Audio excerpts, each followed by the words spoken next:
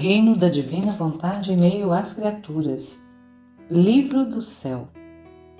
A chamada às criaturas à ordem, ao seu posto e à finalidade para a qual foram criadas por Deus. Por Luísa Picarreta. Volume 8.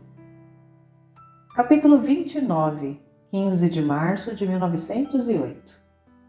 As almas, quando estão cheias de Deus, as tempestades não têm força para agitá-las. Esta manhã sentia-me mais do que nunca oprimida pela privação de meu sumo e único bem, mas ao mesmo tempo aprazível, sem aquelas ânsias que me faziam girar céu e terra, e que só me detinham quando o encontrava. E dizia entre mim: que mudança! Sinto-me paralisada pela dor da tua ausência, porém não choro. Sinto-me uma paz profunda que toda me investe. Nem um fôlego em contrário entra em mim. Neste momento, o bendito Jesus veio e me disse: minha filha, não te queiras afligir. Deves saber que quando há uma forte tempestade no mar, onde as águas são profundas, a tempestade não é mais que superficial. A profundidade do mar está na mais perfeita calma. As águas permanecem tranquilas e os peixes, quando advertem a tempestade, para estarem mais seguros, vão refugiar-se onde as águas são mais profundas. Assim que toda a tempestade se descarrega onde o mar contém pouquíssima água. Porque como as águas são poucas, a tempestade tem a força para agitá-las desde a superfície até o fundo e transportá-las a outros pontos do mar. Assim acontece às almas quando estão todas cheias de Deus, até a borda, até derramar-se fora. As tempestades não têm a força para agitá-las no mínimo, porque contra Deus não há força que valha. No máximo, as sentirão superficialmente. Mas assim que recebem a tempestade, põem em ordem as virtudes e se refugiam no mais profundo de Deus. Assim que exteriormente parece que há tempestade, mas tudo é falso, porque então quando a alma goza de mais paz e repousa tranquila no seio de Deus, como os peixes no seio do mar. O oposto para as almas vazias de Deus, ou o que contém algum pouco de Deus. As tempestades agitam-nas todas. Assim que se tem algo de Deus, o diminui, mas se necessitam fortes tempestades para agitá-las. Basta um vento leve para fazer fugir delas as virtudes. Aliás, as mesmas coisas santas, que para as almas cheias de Deus formam seu alimento excelente e tomam dele até saciar-se, para as outras se convertem em tempestades, são sacudidas para todos os ventos, por toda parte. Jamais é bonança para elas, porque a razão o exige, que onde não está todo Deus, a herança da paz está distante delas. Capítulo 30, 22 de março de 1908. O estado de Luísa é estado de oração contínua, de sacrifício e de união com Deus. Continuando o meu estado habitual, encontrava-me fora de mim mesma e me parecia ver a M e outros sacerdotes. E tendo saído um jovem de beleza divina, aproximando-se a mim, me fornecia um alimento. Eu lhe roguei que desse alimento que me dava a mim também a M e aos outros. Então, aproximando-se de M, lhe dava uma boa parte, dizendo: eu te compartilho de meu alimento, mas você me tira a fome, a M dando-me as almas. Apontando-lhe a obra que M quer fazer e ao mesmo tempo o incitava fortemente em seu interior, dando-lhe impulsos e inspirações. Depois tornou os outros partícipes do alimento. Nesse momento saiu uma mulher venerável, e aqueles que tinham recebido o alimento do jovem puseram-se ao redor dela e perguntaram-lhe qual era meu estado. E a mulher respondeu: o estado desta alma é estado de oração contínua, de sacrifício e de união com Deus. E enquanto está neste estado, está exposta a todos os eventos da Igreja, do mundo e da justiça de Deus. E reza, repara, desarma e impede, por quanto pode, os castigos que a justiça quer descarregar sobre as criaturas, assim que as coisas estão todas suspensas. Agora, enquanto eu ouvia isso, eu dizia para mim: eu sou tão ruim E apesar disso, eles dizem que esse é o meu estado.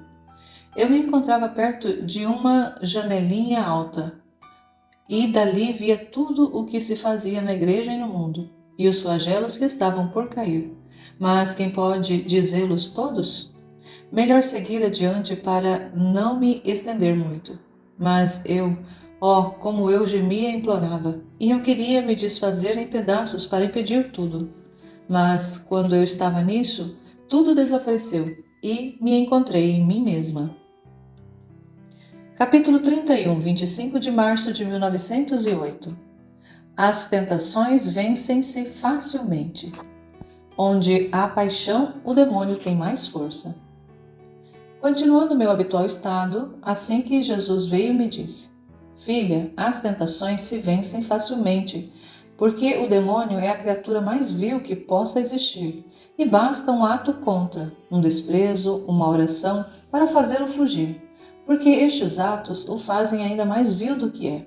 E ele, para não ter que suportar aquela confusão, assim que vê a alma resolvida, que não quer fazer caso à sua vileza, foge aterrorizado. Agora, se a alma não se pode libertar facilmente, significa que não é só tentação, senão paixão radicada na alma, que a tiraniza unida à tentação. Por isso, não pode libertar-se, e onde há paixão, o demônio tem mais força para fazer da alma um brinquedo. Capítulo 32, 29 de março de 1908. As almas pacíficas são o deleite de Deus.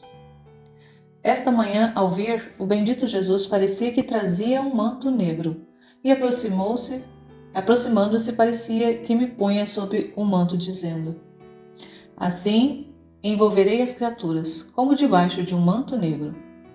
E desapareceu. Eu fiquei preocupada, pensando em algum castigo, e lhe pedia que regressasse, porque não podia estar mais sem ele.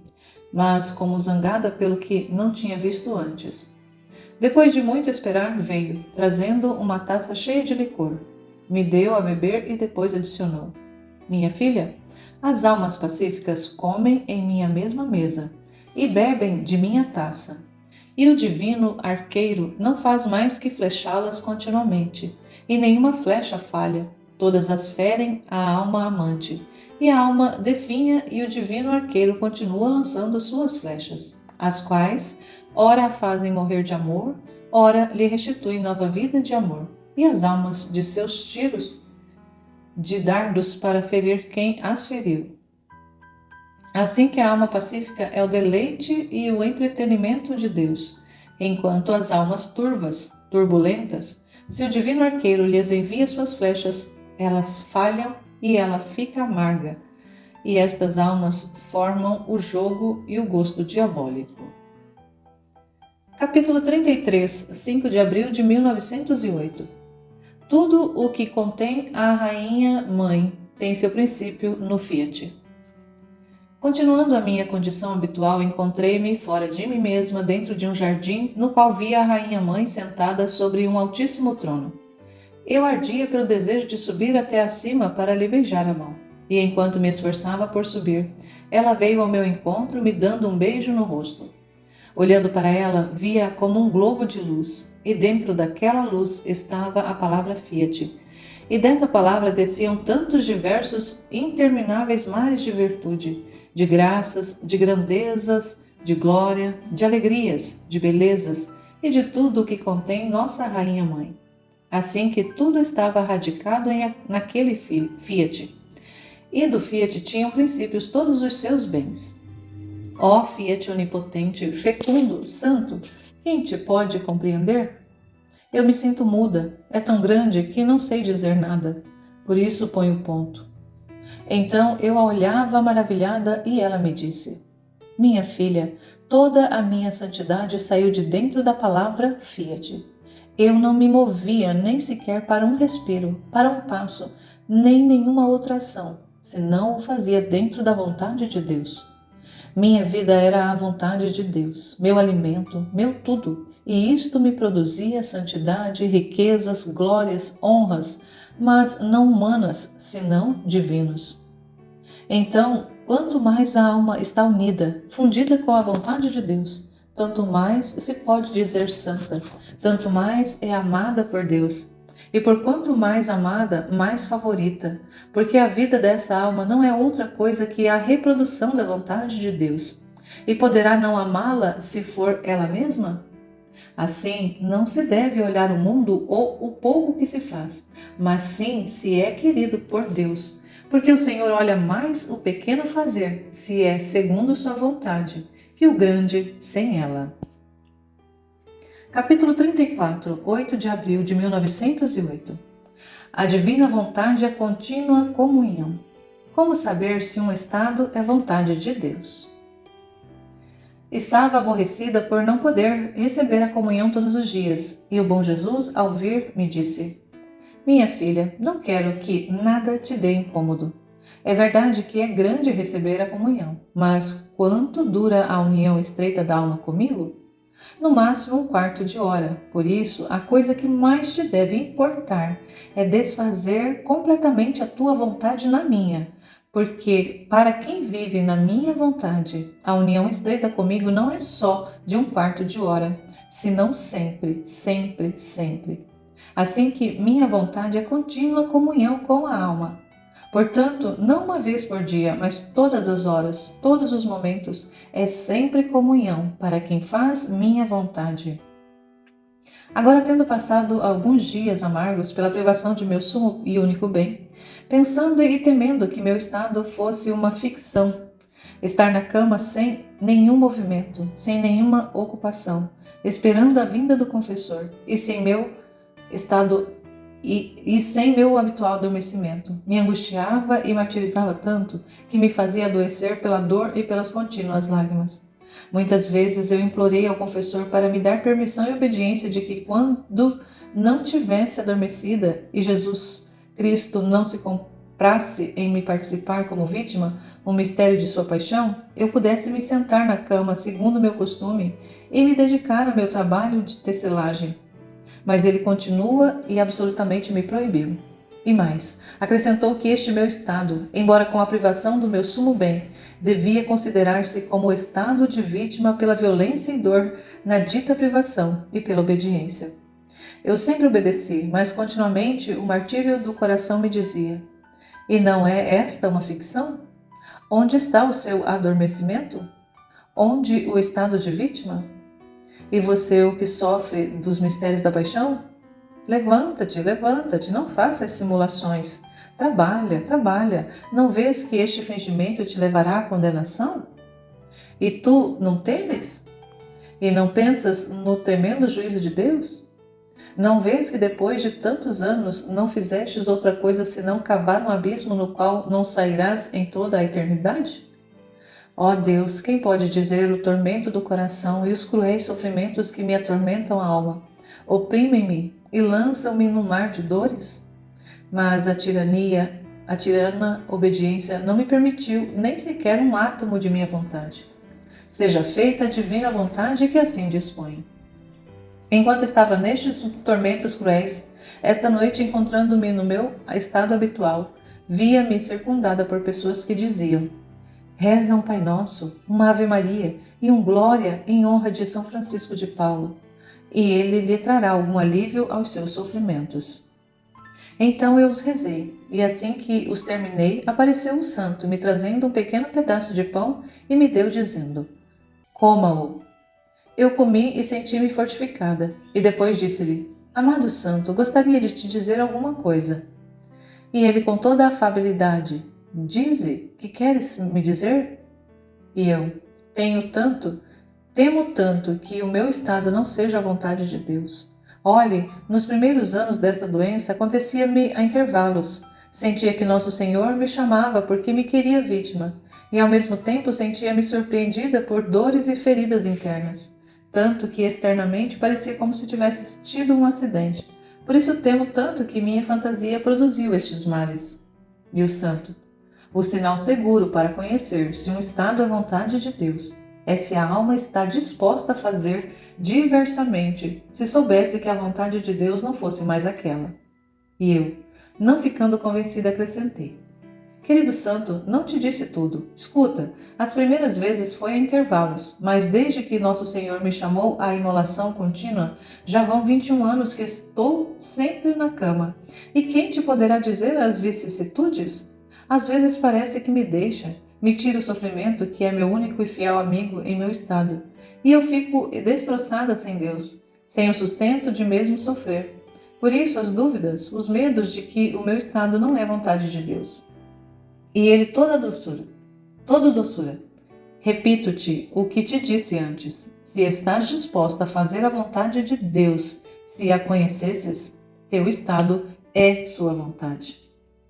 E como eu sinto na alma que se conhecesse a vontade de Deus, com toda certeza estaria disposta, à custa de minha própria vida, a seguir seu santo querer, por isso fiquei mais tranquila. Sejam sempre dadas as graças ao Senhor. Capítulo 35, 3 de maio de 1908. Efeitos da circulação do divino querer na alma. Continuando o meu habitual estado, assim que senti junto de mim nosso Senhor, disse-me: Minha filha, na alma que faz minha vontade circula meu querer em todo o seu ser, como lhe circula o sangue. Assim que está em contínuo contato comigo, com minha potência, sabedoria, caridade, beleza, assim toma parte em todo o meu. Por isso, não vivendo mais de seu querer vive no meu. E assim como o meu circula no seu, assim o seu circula em todo o meu ser. E sinto continuamente seu contato. E sentindo-me continuamente tocado por ele, você não pode compreender quanto sinto amá-la, quanto eu quero favorecê-la e consentir em tudo o que me pede. E se eu negar, eu negarei a mim mesmo, porque no final das contas, vivendo no meu querer, não pede outra coisa senão o que eu quero. Isto quer e só isto a faz feliz, tanto para ela como para os demais, porque sua vida está mais no céu que na terra. Este é o único fruto que produz minha vontade, beatificando-a antecipadamente. Capítulo 36, 12 de maio de 1908. Os ricos, com seu mau exemplo, envenenaram os pobres. Continuando o meu estado habitual, estava a pedir a Nosso Senhor que se dignasse pôr paz nos ânimos que estão todos em discórdia. Os pobres querem agredir os ricos. Há uma agitação, uma avidez de sangue humano, que parece que eles mesmos não sabem conter-se mais. Se o Senhor não puser sua mão, já estamos a ponto de receber os castigos que tantas vezes manifestou. Depois, assim que veio, me disse: Minha filha, justa justiça minha, os ricos foram os primeiros a dar mau exemplo aos pobres, os primeiros que se afastaram da religião, de cumprir seus deveres, até ter vergonha de entrar na igreja, de escutar a missa, de cumprir os preceitos. Os pobres se alimentaram de sua baba venenosa, e tendo se nutrido muito bem do veneno de seu mau exemplo, com esse mesmo veneno dado pelos ricos, não podendo contê-lo mais, buscam agredi-los e até matá-los. Não há ordem sem sujeição. Os ricos se subtraíram de Deus. Os povos se rebelam contra Deus, contra os ricos e contra todos. A balança de minha justiça está cheia e não posso contê-la mais. Capítulo 37, 15 de maio de 1908. V. Guerras e revoluções. Estando no meu estado habitual, encontrei-me fora de mim mesma no meio de revoluções. Parece que se obstinam sempre mais em querer derramar sangue. Eu rogava ao Senhor e ele me disse: Minha filha, são duas tempestades que os homens estão preparando, uma contra o governo e outra contra a igreja. Naquele momento me parecia ver os chefes fugindo, o rei que corria perigo de ficar prisioneiro e se punha em fuga. Não sei dizer bem, mas me parecia que caía nas mãos dos inimigos. Todos os ricos estavam em graves perigos. E quem caía vítima, mas o que mais me dava pena era ver que, entre os chefes das revoluções, mesmo contra a igreja, não faltavam os sacerdotes. Quando depois as coisas chegavam aos últimos excessos, parecia que intervinha uma potência estrangeira. Não sigo mais adiante porque são coisas ditas outras vezes. Capítulo 38, 22 de junho de 1908. A divina vontade triunfa sobre tudo. Esta manhã me sentia muito oprimida pela privação de meu adorável Jesus e dizia entre mim: não posso mais. Como posso viver sem minha vida? Que paciência necessária sentir. Qual será a virtude que poderá induzi-lo a vir? Enquanto estava nisto, veio e me disse: minha filha, a virtude que triunfa sobre tudo, que conquista tudo, que aplana tudo, que adoça tudo é a vontade de Deus. Porque esta contém tal poder que não há nada que lhe possa resistir. Enquanto dizia isto, parecia diante de mim um caminho todo cheio de pedras, de espinhos e de montes escarpados. Tudo isso posto na vontade de Deus. Com seu poder, as pedras ficavam pulverizadas, os espinhos mudados em flores e os montes aplanados. Assim que na vontade de Deus todas as coisas têm um só aspecto, todas tomam a mesma cor. Seja sempre bendito sua santíssima vontade. Capítulo 39, 31 de junho de 1908. O verdadeiro espírito de caridade nos ricos e nos sacerdotes. Continuando meu habitual estado, cheio de amarguras e de privações, depois de ter esperado muito, parecia-me ver os povos em atitude de rebelar-se e agudizar a luta contra os ricos. Neste momento, o lamento do Docíssimo Jesus se fazia ouvir em meu ouvido, todo amargurado, que dizia: sou eu quem dá a liberdade aos pobres. Estou cansado dos ricos, muito fizeram. Quanto dinheiro gastou em bailes, em teatros, em viagens inúteis, em vaidades e também em pecados. E os pobres? Não puderam ter suficiente pão para saciar sua fome.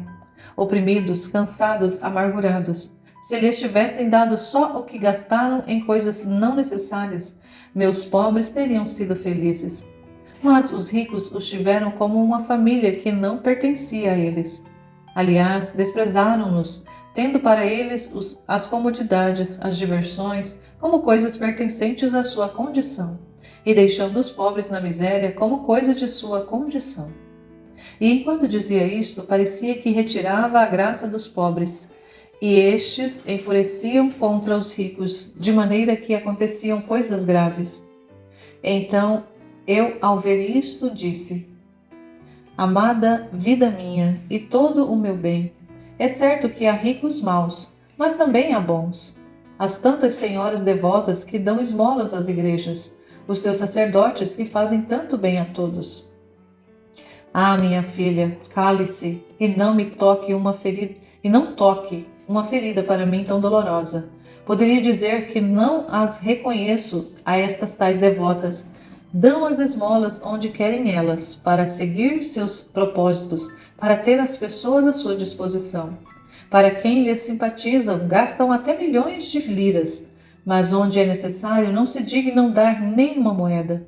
Poderia dizer que fazem-no por mim? Poderia reconhecer este seu agir? E você mesma, por suas atitudes, poderá reconhecer se o fazem por mim, se encontram dispostas a resolver qualquer necessidade. Mas se não mudam e a dão a muito onde não é tão necessário, e negam o pouco onde é necessário, pode-se dizer que não há espírito de verdadeira caridade, nem reto obrar. Então meus pobres são esquecidos mesmo por estas senhoras devotas. E os sacerdotes?